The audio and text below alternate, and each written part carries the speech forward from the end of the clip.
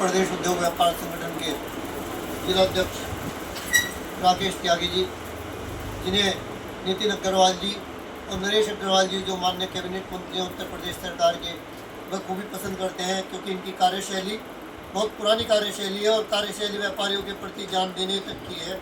इन्होंने यहाँ तक एक बार तो ऐसा किया कि मिट्टी का तेल छिड़क कर आग लगा ली व्यापारियों के लिए।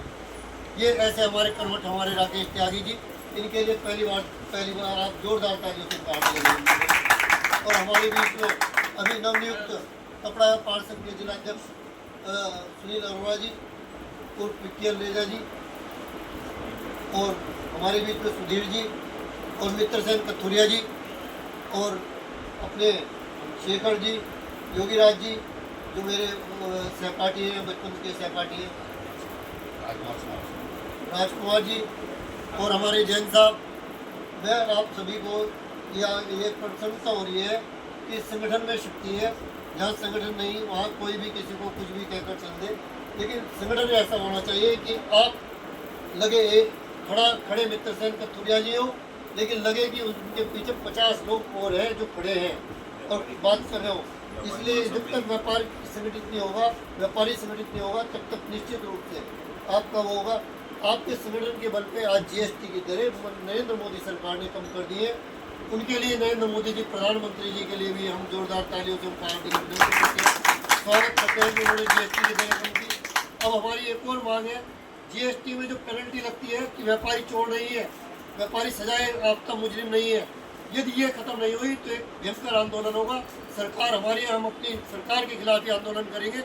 निश्चित रूप से मैं आपको ऐलान कर रहा हूँ, चंद व्यापारियों के बीच में ऐलान कर रहा हूँ कि यदि ये पेनल्टी की व्यवस्था समाप्त नहीं हुई, यानी हमें ऐसा लगता है कि व्यापारी मुजरिम है, जबकि 2 दिन यदि वकील ने डिले कर दिया तो आप पर 200 रुपये का एक जुर्माना ठुक जाता है, 30 दिन की दर से 3000 का और साल भर की दर से 36,000 का जुर्माना।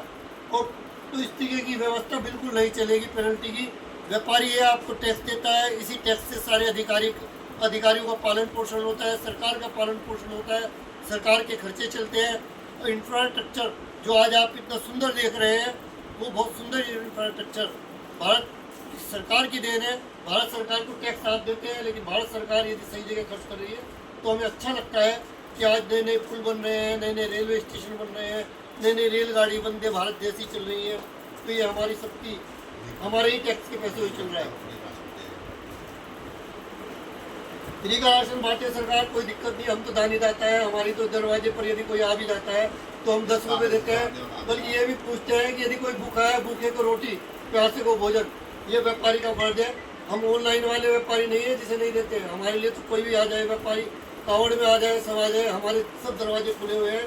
हमारे घर में रोटी है या नहीं है ये कोई नहीं देखता, लेकिन हम दूसरे के दरवाजे पर रोटी दे रहे हैं या नहीं, हम वो देने वाले हैं।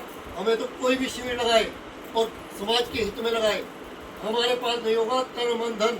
और तो और याद रखिए कि बूंद व्यापारियों को समर्पित है, समाज के लिए समर्पित है। हम ऑनलाइन वाले व्यापारी नहीं है, हम ब्लिंकिट नहीं है, हम गोल्ड वाले व्यापारी नहीं है, अमेजोन नहीं है जो कमाएंगे 500 करोड़ लेकिन समाज के हित के लिए 1 रुपया नहीं खर्च करेंगे। मैं ऑनलाइन का विरोध करता हूँ, ऑनलाइन का इसलिए विरोध करता हूँ, आज ब्लिंकिट जैसी कंपनी आ रही है, मुझे पता है परचून वालों को कितना दर्द होता होगा। मेरे जब घर में जब 500 या 1000 रुपये का राशन जब ब्लिंकिट से मंगाया जाता है तो दर्द मुझे होता है, क्योंकि दर्द इसलिए होता है कि जो व्यापारी खाली बैठा है बाजार में, वो व्यापारी हमारा खाली बैठा है, और जो व्यापारी कुछ नहीं कर रहा वो 1000 रुपये बिना बात लेकर जा रहा है, फिर उसका यह है कि 10 मिनट में दे जा रहा है। तो मेरा कहने का तात्पर्य है कि व्यापारी संगठित रहे। ऑनलाइन व्यापार का विरोध होगा निश्चित रूप से। और जो हमारे ये टैक्स हम देंगे, टैक्स का हमें विरोध नहीं है।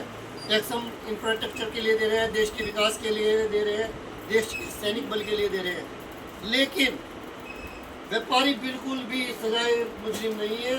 वो एक भी पैसा फालतू का, ये जो सजा के तौर पे 100 रुपये 200 रुपये की पेनल्टी है, बर्दाश्त नहीं करेगा। मोदी सरकार, वित्त मंत्री सुन ले हमारी बात को। इस वीडियो के माध्यम से मैं बिल्कुल कान खोल कर कह रहा हूँ, वित्त मंत्री सुन ले कि हम बिल्कुल भी एक भी पैसा ये नहीं देंगे। अब की बार यदि आपके दर पर कोई नोटिस आए तो जीएसटी अधिकारी को आगे फाड़ कर फेंक दे। हम इस प्रकार का कानून बिल्कुल पसंद नहीं करेंगे। वंदे भारत, वंदे भारत।